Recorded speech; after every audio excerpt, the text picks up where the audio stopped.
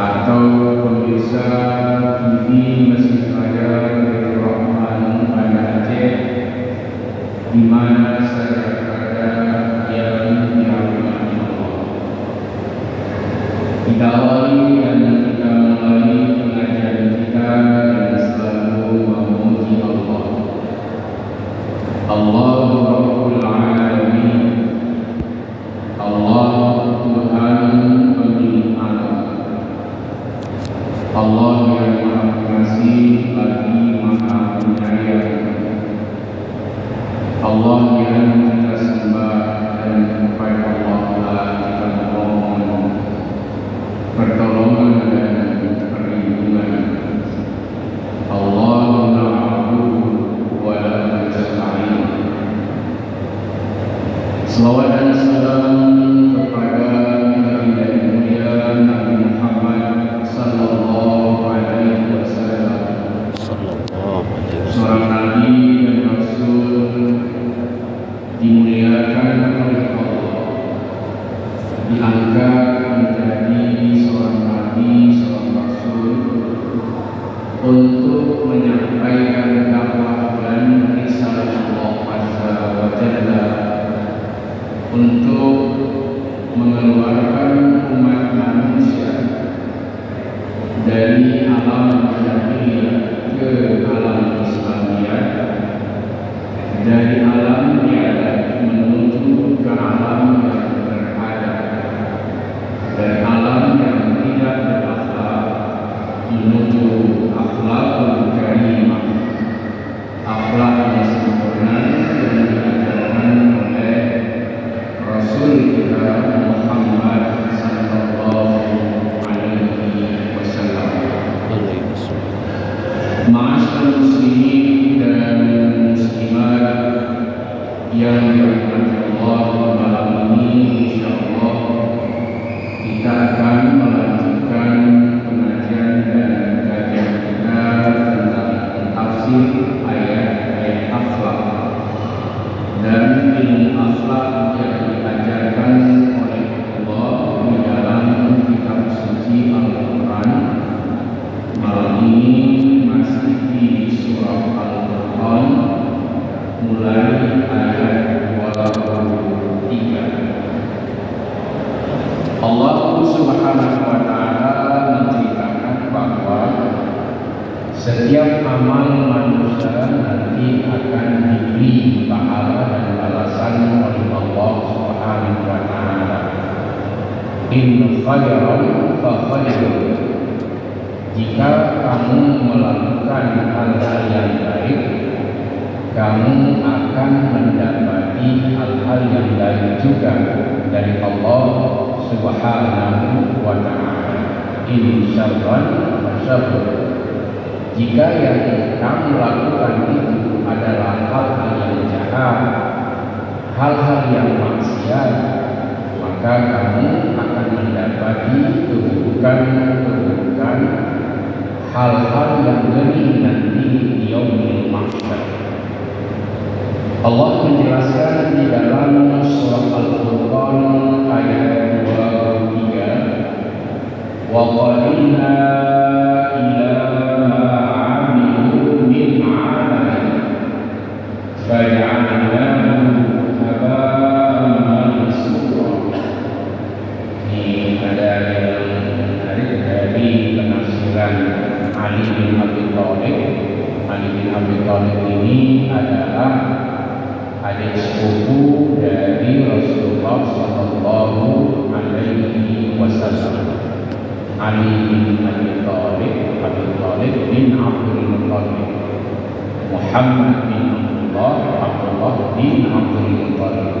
Jadi mereka sepupu, jadi adik sepupu dari Rasulullah sallallahu alaihi wasallam yang kemudian menjadi menantu dari Rasulullah sallallahu alaihi wasallam karena Ali menikah dengan anak kandung dari Rasulullah sallallahu alaihi wasallam yang bernama Fatimah binti Muhammad. Rasulullah sallallahu alaihi wasallam menggelar Ali bin Abi Thalib ini sebagai Bahrul Ulum, lautan ilmu. Jadi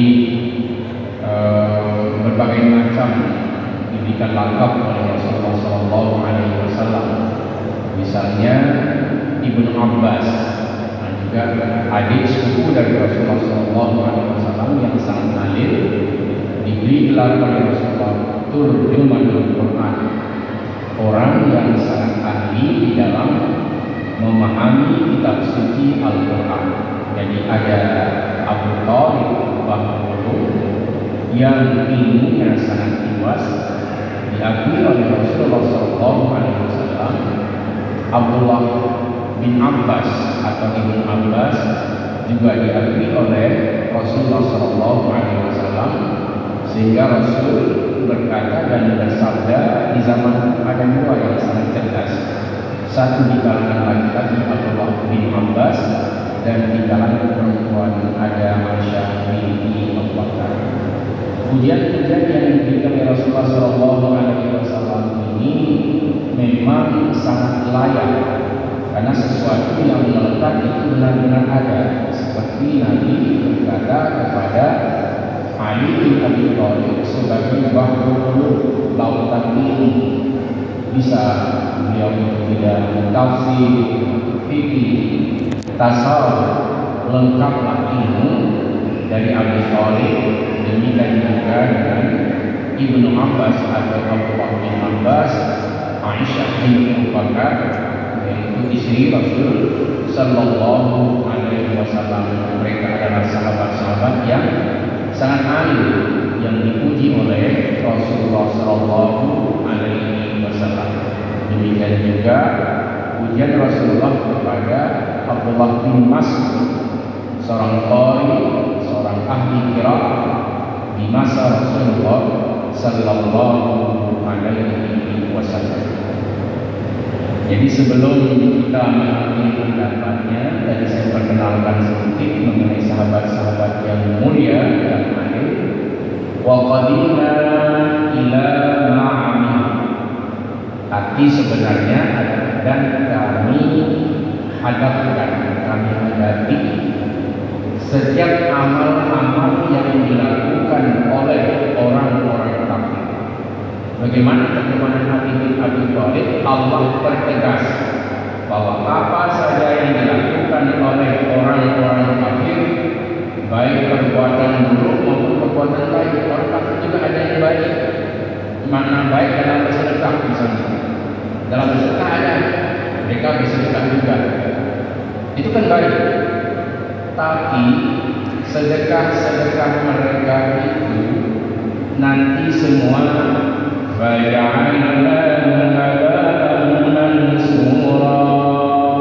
segala kebaikan yang dilakukan oleh orang-orang kafir, ini kita jangan takut bahwa Ali bin Abi Thalib, seorang yang digelar oleh Rasulullah SAW, berani menyatakan bahwa orang kafir itu ada juga kebaikan-kebaikan yang dilakukan. Mana contohnya? Bangun rumah untuk apa? Dia bersedekah, dia bantu orang miskin, gelandangan di jalan. Ada pekerjaan-pekerjaan orang kafir seperti itu. Tapi semuanya